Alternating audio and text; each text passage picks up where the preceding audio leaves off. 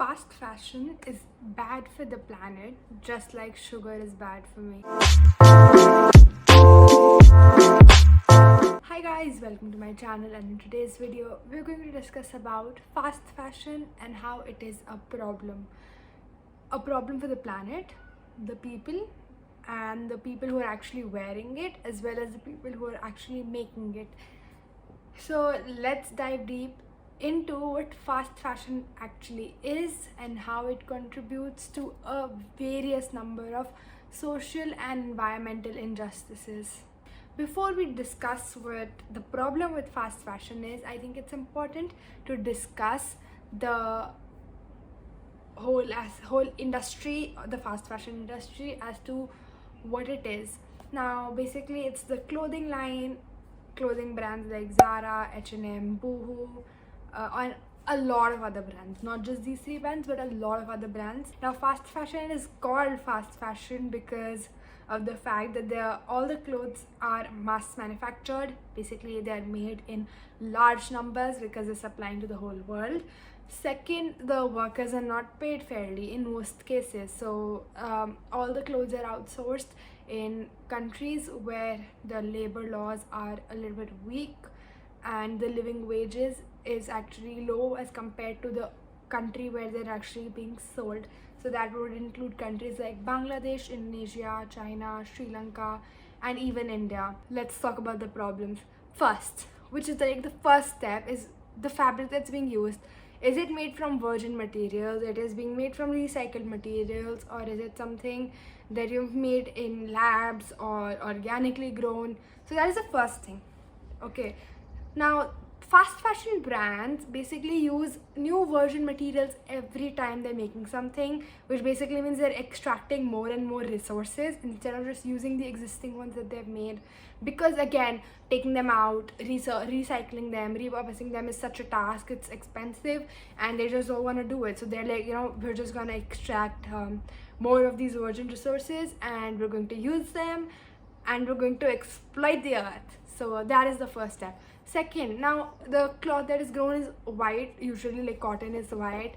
So to have a different color, to have a blue color, to have a purple color, to have a pink color, the clothes have to be dyed. Now the dyeing process is such that it is also water intensive and it needs a lot of water to dye a type of cloth.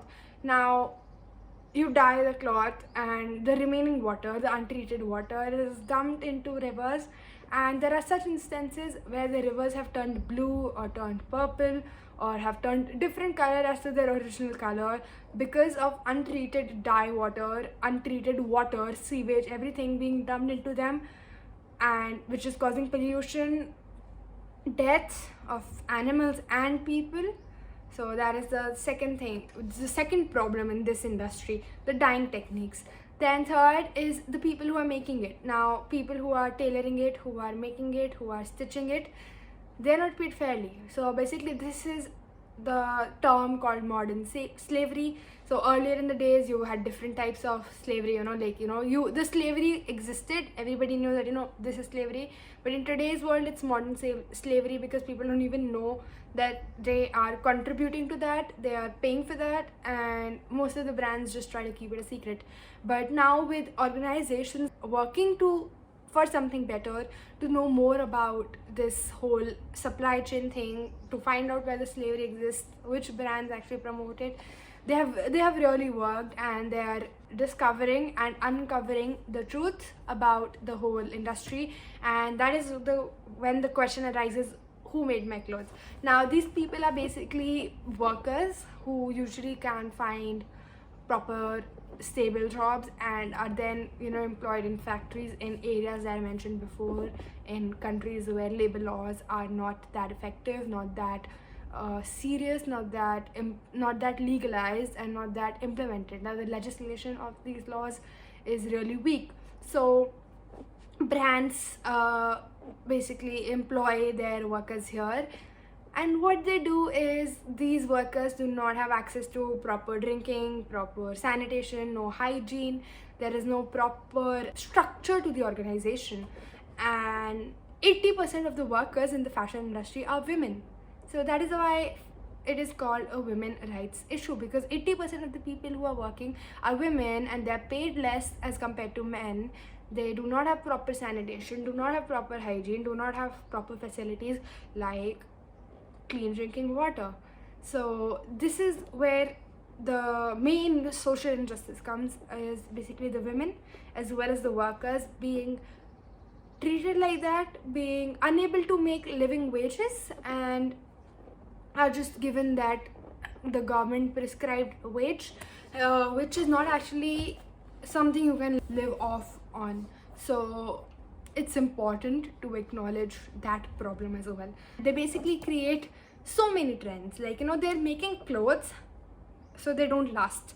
They want clothes, like 1 week I wear this and I discard it, and the second week I'm wearing something new. I'm putting in more money in the pockets of such brands. So they make clothes with such bad quality, like after 2-3 washes, after 4-5 washes, you're gonna see holes coming in, you're going to see cotton dots, you're gonna see the cloth actually in such a bad condition, and you forget about it, because then they have their new things coming up, new designs coming up, new trends coming up. Earlier we used to have 4 seasons, like, autumn, winter and summer, spring, but now you have a new trend, a new fashion thing every week. Now obviously you're having new trends every week, you're having new seasons coming up. Obviously people are going to want to buy that so that they can keep up with the trends. We have so many influencers, so many people who are just having fashion pages and everything, and they would want to invest in the new things so that they can they're up to date. And the problem is not of the consumer here, but that of the company, because they're the ones who are promoting overconsumption, they're the ones who are promoting buying new every week, they are the ones who are promoting unmindful consumption. Put money in their pockets and that's it, they're done, their job is done, they've created new design, you have it. So this is the fourth problem that we talked about. So the new trends, and they do not have proper recycling or collecting the old things that they have. They just want, it's like after they've sold you the garment, their job is done, nothing, no responsibility as a brand, no nothing, like no effort or initiative from their end. So that was the fourth problem. The fifth is that of the consumer. Now, no, not the problem of the consumer, but at the consumer end of it. So that would be overconsumption, buying unnecessarily, buying same clothes again and again, even though you have so many of that in your wardrobe, not wearing your clothes properly. Like I heard this, that you have to wear your garment at least 100 times before you're discarding it. That is basically, loved clothes last. You have to wear your clothes, you have to take care of them, and that is how they will last. That is how you will actually get value from them. You just can't buy new clothes every week. Not everyone is that rich, not everyone can afford that. So this is the fifth problem, which is from the consumer end. It also has the fact of laundering in this. So when you're washing your clothes, you have to be mindful of how you're washing it, the number of microplastics that are going into the ocean while in the washing cycle, if you're using a dryer, if you're air drying. So that is a fashion footprint thing and not the fashion industry thing, but that's also important.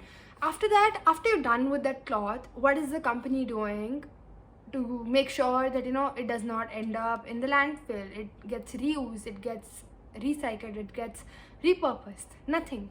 Like nowadays you still have brands coming up because of them being called out of all things, but no one actually did that before. So it's important to discard your cloth in a way that it does not harm the environment. You don't want landfills to be there in every city or something, because landfills are growing. The largest one is in Brazil, and in India itself there are so many big towers just full of crap, full of trash, and most of it could have been reused, most of it could have been composted, most of it could have been repurposed, but that initiative does not come from the company. So this is the sixth problem, which is proper disposal. There is no proper waste management thing from the ends of the company, from the ends of the brand, which is important. And the increase in the landfill dump is increasing every year, just like the textile bit of it is increasing every year, which we have to reduce. Now while that is the problem, it's not the problem of the consumer but that of the fast fashion brands, because they intend to make a business model like that so that they can earn money.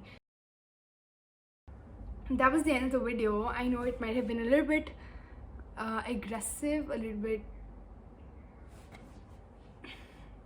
preachy, but like, people don't realize the problem with fast fashion and everything, so it's important to, you know, okay, fast fashion, this is the problem, this is what's happening. So that was it. I hope you enjoyed, and I think this video is super long, so I'll have to cut it out.